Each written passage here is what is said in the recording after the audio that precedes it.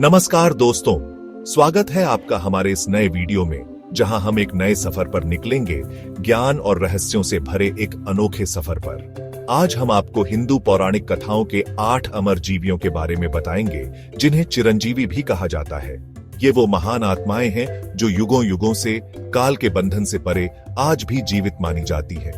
इनकी कहानियां वीरता, त्याग और ज्ञान का अद्भुत संगम है, जो हमें जीवन के गूढ़ रहस्यों को समझने की प्रेरणा देती है। तो आइए शुरू करते हैं इन अमर आत्माओं की गाथा, जिनकी कहानियां हमें प्राचीन भारत के गौरवशाली इतिहास की याद दिलाती हैं। सबसे पहले मिलते हैं गुरु द्रोणाचार्य के पुत्र अश्वत्थामा से। महाभारत के भीषण युद्ध में अपने पिता की मृत्यु का बदला लेने की ज्वाला में झुलसते अश्वत्थामा ने रात के अंधेरे में पांडव पुत्रों पर प्रहार कर दिया। यह कायरतापूर्ण कृत्य उनकी वीरता नहीं, बल्कि क्रोध और घृणा का प्रतीक बन गया। इस अक्षम्य अपराध के लिए भगवान कृष्ण ने उन्हें अमरता का श्राप दिया। कहा जाता है कि अश्वत्थामा आज भी धरती पर भटक रहे हैं, अपने कर्मों की सजा भुगत रहे हैं। उनकी कहानी हमें क्रोध और हिंसा के परिणामों से सावधान रहने का संदेश देती है। अब बात करते हैं राजा बलि की, जिन्हें उनकी दया और दानवीरता के लिए जाना जाता है। एक यज्ञ के दौरान उन्होंने भगवान विष्णु के वामन अवतार को अपना सब कुछ दान कर दिया, यहां तक कि अपना राज्य भी। भगवान विष्णु उनके त्याग से प्रसन्न हुए और उन्हें पाताल लोक का राजा बना दिया। बलि की कहानी हमें सिखाती है कि सच्चा दान वही है जो बिना किसी इच्छा और अपेक्षा के किया जाए। कौन नहीं जानता पवन पुत्र हनुमान को। शक्ति, भक्ति और सेवा के प्रतीक हनुमान जी भगवान राम के अनन्य भक्त हैं। रामायण में उनकी भूमिका अद्वितीय है।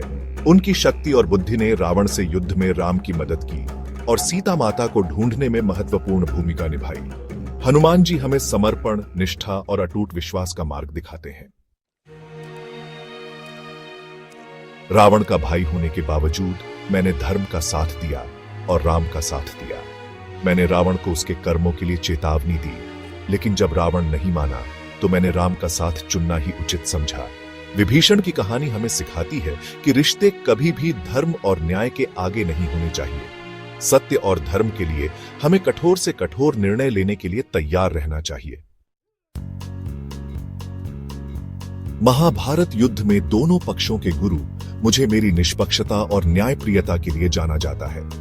मैं कौरवों और पांडवों दोनों के प्रति समान रूप से समर्पित था और मुझे अपना फर्ज निभाते हुए देखा गया।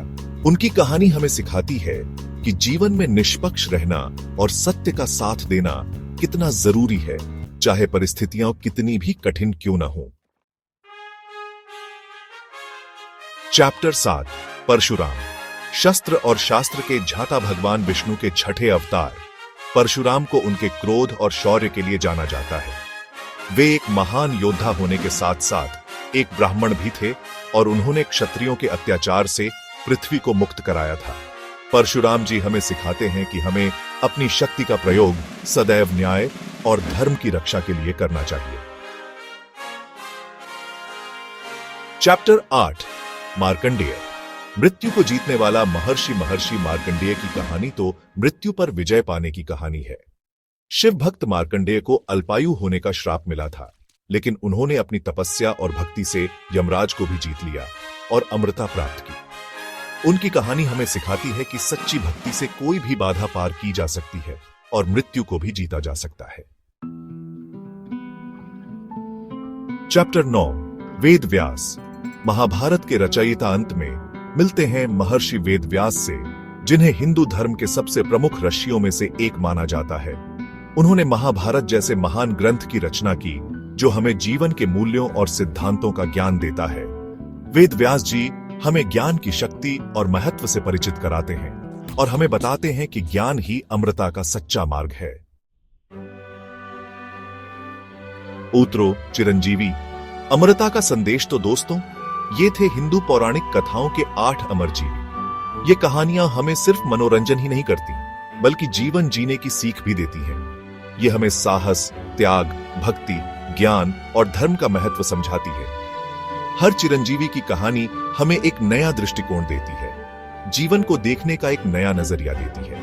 इन कहानियों को अपने हृदय में समाकर हम भी अपने जीवन को अधिक सार्थक और उद्देश्यपूर्ण बना सकते हैं। अगर आपको ये वीडियो पसंद आया हो तो लाइक और सब्सक्राइब करना न भूलें। धन्यवाद।